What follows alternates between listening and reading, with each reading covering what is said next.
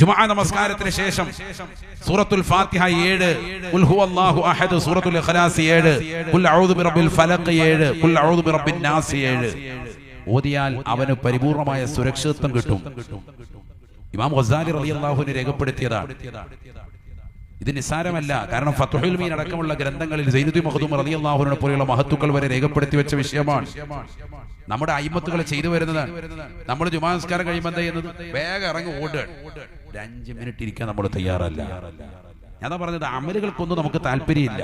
പക്ഷെ എന്നാലും എന്തൊക്കെ ചെയ്തതുപോലെ നടക്കുക, ഹോജായിട്ട് നടക്കുക. അള്ളാഹു നമ്മളെ കാക്കുമാറാവട്ടെ. നമ്മുടെ അമലുകളൊക്കെ ഒന്ന് പരിശോധിച്ചാൽ 000 എവിടെ എത്തിയിട്ടില്ല. അതുകൊണ്ട് ഇതിനൊക്കെ സമയം കണ്ടെത്തി, ദിക്റുകൾക്ക് സമയം കണ്ടെത്തി, നിസ്കാരത്തിന് ശേഷം ഒന്നും ചാടി ഇറങ്ങി ഓടാതെ അതിനൊക്കെ എന്ത് വേണം? മകനെയും കൂട്ടിക്കൊണ്ട് വാപ്പ പള്ളിയിലേക്ക് വരണം. ഇതിലൊക്കെ ഭാഗവാക്കാകണം. ഉമ്മ മകളെയും ചേർത്തുകൊണ്ടായിരിക്കണം നിസ്കരിക്കേണ്ടത്. 5-ലും 6-ലും ഒക്കെ പഠിക്കുന്ന മോളോട് പറയണം, മോളെ മദ്രസ പഠിക്കല്ലേ നീ, ഇന്ന് മഗ്‌രിബിന് നീ ഇമാമത്ത് ഇട്ടാ, റാഹത്തായിട്ട് ഇമാമത്ത് നിന്നോണം. മഗ്‌രിബിന് മകളെ ഇമാമത്ത് നിർത്തിയിട്ട് ഉമ്മ പുറകെ നിൽക്കും. നിസ്കാരത്തിൽ എന്തെങ്കിലും അപാകതകൾ ഉണ്ടെങ്കിൽ പറഞ്ഞു കൊടുക്കണം. സുന്നത്ത് നിസ്കരിക്കുമ്പോൾ നോക്കണം. മഗ്‌രിബിന് സുന്നത്ത് നിസ്കരിക്കാൻ മോളെ നിസ്കരിച്ച് ഉമ്മ മാറിയെന്ന് നോക്കണം. അവൾ എങ്ങനെയാണ് കൈവെക്കുന്നത്, റുക്കൂ, സുജൂദ്, ഇഅ്തിദാൽ ഒക്കെ നോക്കണം. അതിൽ പറയുന്ന ദിക്റുകളൊക്കെ ചൊല്ലുന്നുണ്ടോ? കുനൂത്ത് ഒന്ന് ഓദിച്ചു നോക്കണം. കുനൂത്ത് ഒന്ന് ഓദിക്ക്. രാവിലെ സുബഹിസ്കാരത്തിൽ കൊണ്ടു നിർത്താൻ മാത്രമല്ല, അല്ലാതെ ഒന്ന് ഓദിച്ചു നോക്കണം. ഉമ്മ വാപ്പ മകളെ വിളിച്ചിട്ട് മകനെ വിളിച്ചിട്ട് ആ തഹിയ്യാത്ത് ഒന്ന് ഓദിക്കും, മോനെ അതിനുശേഷമുള്ള ദുആ ഒന്ന് ഓദിക്ക്, ആ സലാത്ത് ഒന്ന് ഓദിക്ക്, ഒക്കെ ചൊല്ലിച്ചു നോക്കണം. മദ്രസ എന്ന് പറഞ്ഞാൽ ഇതൊക്കെ തിയറികളാണ്. അതൊക്കെ പ്രാക്ടിക്കൽ ആക്കാനാണ് നമ്മുടെ വീടുകളിലെ ജോലി. നിസ്കാരത്തിന് ശേഷമുള്ള ഒരു ദുആ, അതൊക്കെ നല്ല റാഹത്തായിട്ട് എഴുതി കൊടുക്കാം. നിസ്കാരത്തിന് ശേഷമുള്ള ദുആ, ദുഹറിനും അസ്റിനും മഗ്‌രിബിനും ഇശാഇനും ഒക്കെ ശേഷമുള്ള ചെറിയ ദുആകൾ, കോമൺ ആയിട്ടുള്ള പ്രാർത്ഥനകൾ ഈ വേനലവധി സമയത്ത് മക്കളെ കൊണ്ട് പഠിപ്പിച്ചൂടെ?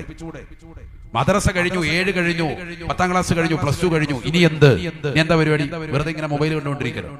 ആ കുട്ടികളെ ചേർത്ത് നിർത്താൻ നമ്മുടെ മഹല്ലുകൾക്ക് സാധിക്കണം. അത്തരത്തിലുള്ളതാകുന്ന കുട്ടികളെ ചേർത്ത് നിർത്താൻ വേണ്ടി രക്ഷിതാക്കൾ അവിടുത്തെ പ്രിയപ്പെട്ട മഹല്ലിന്റെ അധികൃതർ സംസാരിച്ചിട്ട് ഇമാമിങ്ങളെ ഉസ്താദുമാരെയൊക്കെ ഉപയോഗപ്പെടുത്തണം. വലിയ വലിയ പണ്ഡിതന്മാർ നമ്മുടെ മഹല്ലത്തുകളിലുണ്ട്. ആ മഹല്ലത്തിന്റെ നേതൃത്വത്തിൽ നിന്നുകൊണ്ട് കൃത്യമായി മക്കൾക്ക് ക്ലാസ് കൊടുക്കാൻ തയ്യാറാകണം. +2 കഴിഞ്ഞിട്ടുള്ളതാകുന്ന ആൺകുട്ടികൾക്കും പെൺകുട്ടികൾക്കും ഒക്കെ 1 മണിക്കൂർ എല്ലാ ദിവസവും ഒരു ക്ലാസ് എടുത്തു കൊടുക്കുക. എത്ര ഉന്നതമായ വളർച്ചയിലേക്ക് മക്കളെത്തും. കാരണം പല കാര്യങ്ങളും പഠിച്ചിട്ടുണ്ട്, പലതും നമ്മൾ മറന്നുപോയിട്ടുണ്ട്. എന്തൊക്കെയോ നമ്മൾ മദ്രസകൾ പഠിച്ചു, ആ പ്രായത്തിൽ പഠിച്ചു വെച്ച പലതും വിട്ടുപോയിട്ടുണ്ട്. അതൊക്കെ ഒന്ന് ക്രോഡീകരിക്കാൻ നമുക്ക് സാധിക്കും. ചെറിയ കുട്ടികളൊക്കെ വിളിച്ചിട്ട് അവർക്ക് വദ്ദുഹ മുതലുള്ളതാകുന്ന ഒരു 20 സൂറത്ത് കാണാതെ പഠിപ്പിക്കും. അതൊക്കെ അവരുടെ തറാവീഹിന് ഉപകരിക്കും, അവരുടെ സുന്നത്ത് നമസ്കാരങ്ങൾക്ക് ഉപകരിക്കും, അവരുടെ ഫർദ് നമസ്കാരങ്ങൾക്ക് ഉപകരിക്കും. അവർ ഇമാമത്ത് നിൽക്കാൻ അത് കാരണമായി തീരും. ഇത് +2 കഴിഞ്ഞിട്ടുള്ള മക്കൾ വരെ ഇമാമും ജമാഅത്തുമായിട്ട് നിസ്കരിക്കാൻ തയ്യാറാകുന്നില്ല. ഒരു പുറകോട്ട് വലിയ അവർ മസ്ബൂക്കായി വന്നു. അവിടെ ഇമാമും ജമാഅത്തുമായിട്ടുള്ള ആദ്യ ജമാഅത്ത് കഴിഞ്ഞു. ആ കുട്ടികൾ ഒരുമിച്ച് നിന്നിട്ട് റാഹത്തായിട്ട് നിസ്കരിക്കണ്ടേ? ഇത് ഓരോരുത്തരും ഓരോ ഫാന്റെ ചോട്ടിലോട്ട് മാറി മാറി പോകും. എന്നിട്ട് അവനവന്റെ സൗകര്യത്തിനൊത്തിച്ച് ഒറ്റയ്ക്ക് നിസ്കരിച്ചു പോകണം. ഇതാണോ ദീൻ? ഇതാണ് നമ്മളെ പഠിപ്പിച്ചത്. ഇത് പഠിക്കാനാണെങ്കിൽ നീ +2 വരെ പോകേണ്ട കാര്യമില്ലായിരുന്നു. നീ മദ്രസയിൽ പോകേണ്ട തന്നെ കാര്യമില്ല. ഇമാമും ജമാഅത്തുമായി നമസ്കരിക്കുന്ന ഒരു രീതിയിലേക്ക് നമ്മുടെ മക്കൾ ചിട്ടപ്പെട്ട് വരണം. അതിന് നമ്മുടെ വീടിന്റെ അന്തരീക്ഷം അതിന് പരിപൂർണമായി സായക്തമാക്കണം. മാതാപിതാക്കളാണ് അതിനൊക്കെ തയ്യാറായി വരേണ്ടത്. മക്കളെയൊക്കെ ഇമാമത്ത് നിർത്തി അവരെയൊക്കെ വീട്ടിൽ വെച്ച് തന്നെ പരിശീലനം കൊടുക്കുക. ആ കുട്ടികൾക്ക് റാഹത്താൻ ആദ്യം ളുഹറും അസ്റും ഒക്കെ അങ്ങനെ വരട്ടെ, പിന്നീട് മഗ്‌രിബിലേക്ക് വരട്ടെ. ആ കുട്ടികൾക്ക് സ്വാഭാവികമായിട്ട് അവർക്ക് തന്നെ മാനസികമായ ഒരു ഉല്ലാസമാണ് ആ വിഷയത്തിൽ. ഇങ്ങനെ കൊണ്ടുവരണം. 10 പേരുടെ മുന്നിലേക്ക് വിളിച്ചു വരുത്തിയിട്ട് കുട്ടിയെ കൊണ്ട് ഫാത്തിഹ ഉറക്കോദിക്കണം. മോനെ വാ, നീ ഫാത്തിഹ ഒന്ന് ഓദിക്കുക, ബിസ്മില്ലാ. ആ കുട്ടിക്ക് ആത്മീയത പകർന്നു കൊടുക്കണം. അല്ലാതെ ഒരു സിനിമാ പാട്ട് പാടിച്ചിട്ട് പോക്കറ്റിൽ കിടക്കുന്ന പേനെടുത്ത് വെച്ച് കൊടുക്കുന്നതിലല്ല കാര്യം.